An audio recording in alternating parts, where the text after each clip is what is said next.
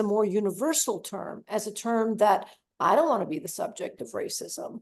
I'm Armenian. My people have been genocided. I don't want that. And, I am a Muslim in India, and I don't want to be have racism against me, and I don't want to be genocided. And I'm a Jew, and I don't want to be genocided. I think those universal terms are more appropriate rather than trying to single out racism and hatred against one particular group of people and make that a special, select, exclusive category of crime. It's not. Yeah. Talking specifically about Armenians, your mother is from Armenian origin, and she migrated, I think, in 1960s. So whenever we talk about the Palestinian side, the question or the identity or even the presence of the Armenians, because I saw them in East Jerusalem, so that is how I came to know. Otherwise, there's no discourse around it. So do you have any memory of her memory when she was in Jerusalem, East Jerusalem, how it was at that point of time? Yeah, no, thank you for asking. As a matter of fact, just excuse me, this weekend I posted on Facebook a little bit about my mom and her history because it was her birthday, and fortunately she passed a few years ago, but it was my way of remembering her, and she had a lot of friends on Facebook. So as I said in that post, the story of my mother and my mother's family, Armenian family, is like the story of Armenians in the Middle East and refugee communities in the Middle East throughout.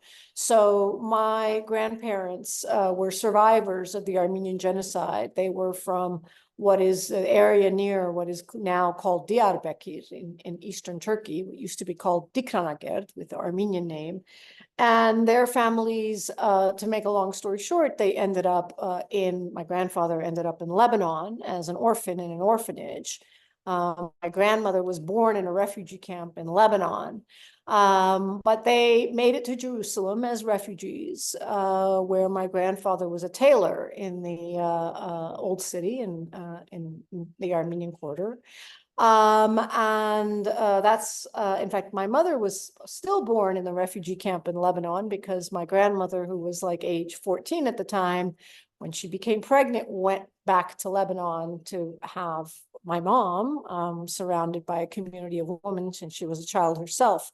But nevertheless, my mom and her siblings did grow up in Jerusalem, associated with the Armenian Quarter. My mom went to primary school in the Armenian Quarter, as did her old siblings, but they all fled in 1948 because of the war that had broken out and because of the instructions that her family received from Jewish soldiers, Israeli soldiers at the time, telling them to leave, that non-Jews should immediately leave.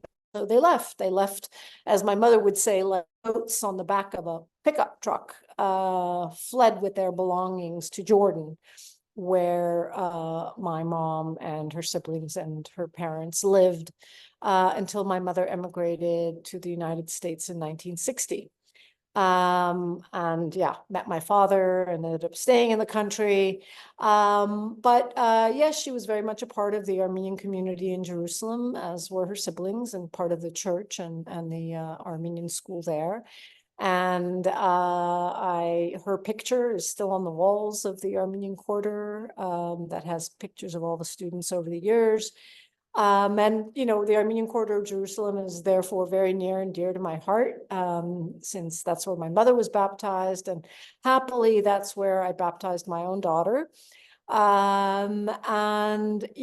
It's sadly a very tragic current situation, because there have been persistent efforts by Israeli Jews to acquire the lands of the Armenian Quarter, since it is, I think, the second largest quarter in the old city of Jerusalem, belonging to the Armenian Church.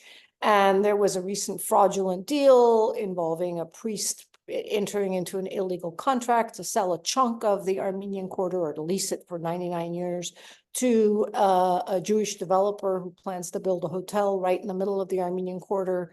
And so there's litigation to fight that. But the Armenian community itself in Jerusalem is dwindling and disappearing. And there are really just very, very small numbers of Armenians left. A number of the Armenians have intermarried, some with Palestinians. Shireen Abu Akleh's family includes Armenians, for example. A number of Palestinian elected officials have Armenian roots, Armenian background.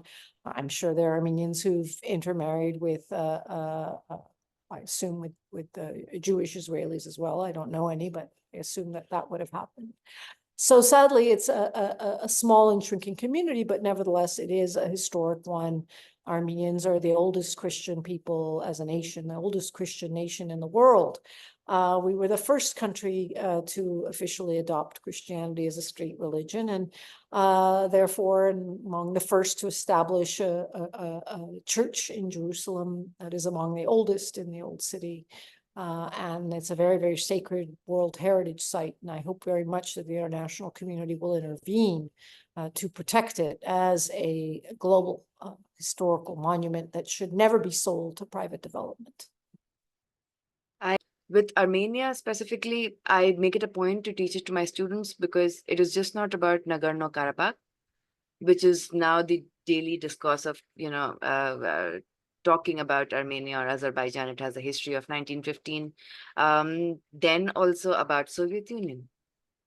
And it is how slowly and slowly entire structure, machinery of Armenia was taken away, and the kind of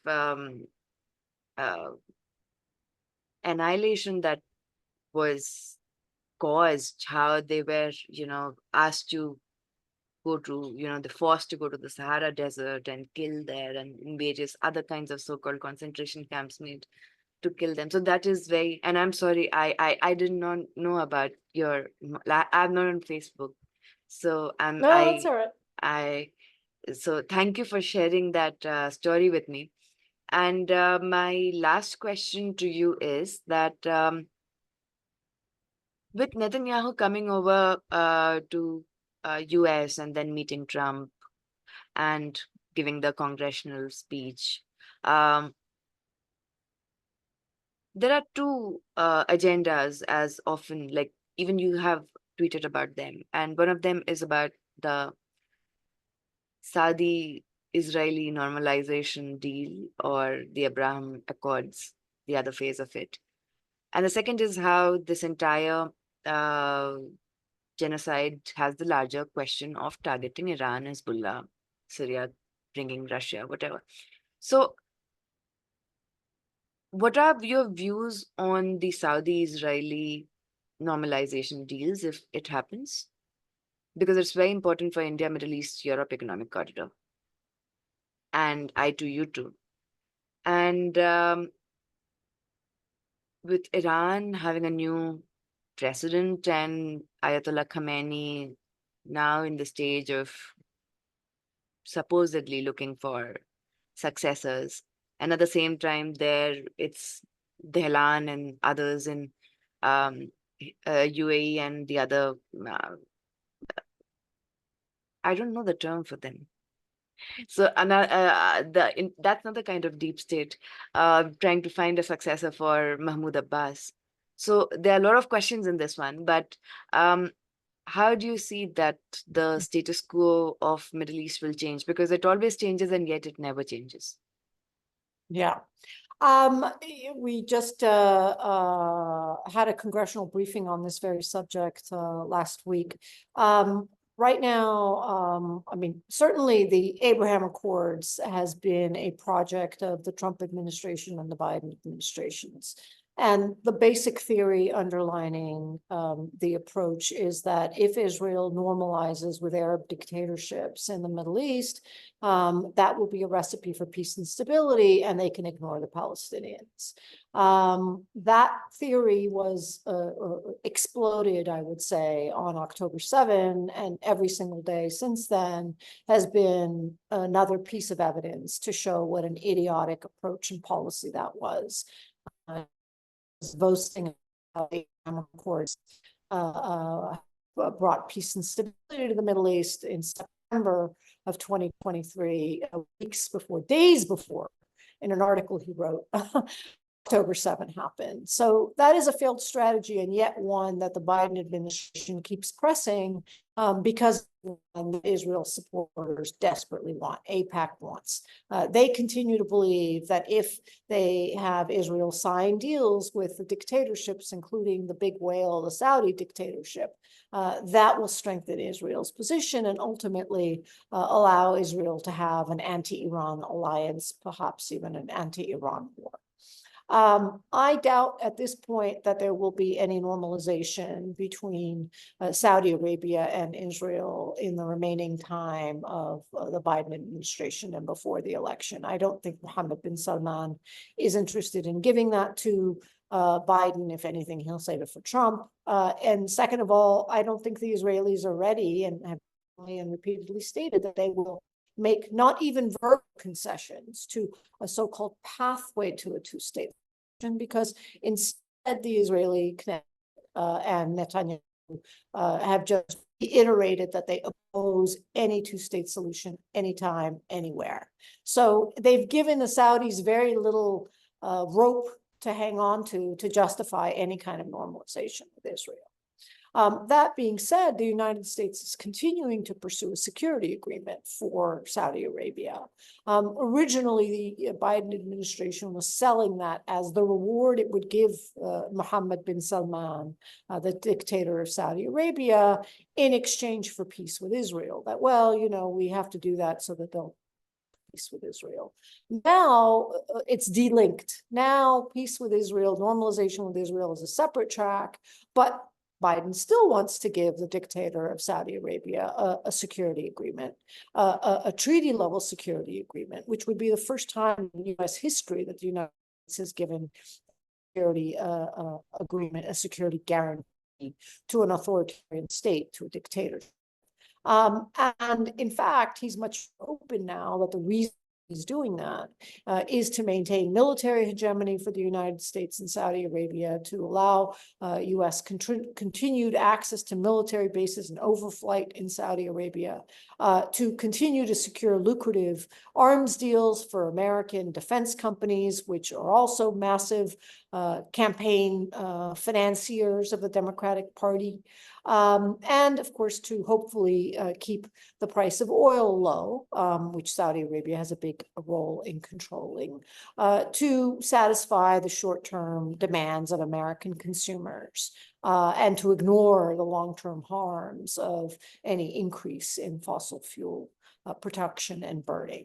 So in a sense, the Biden, you know, the mask of normalization being the excuse for this security agreement is off, and the naked mercantilistic interests are more openly on the table, where President Biden wants to offer up American troops, young American men and women, as effectively mercenary forces, in exchange for arms deals, cheap oil, and U.S. military hegemony.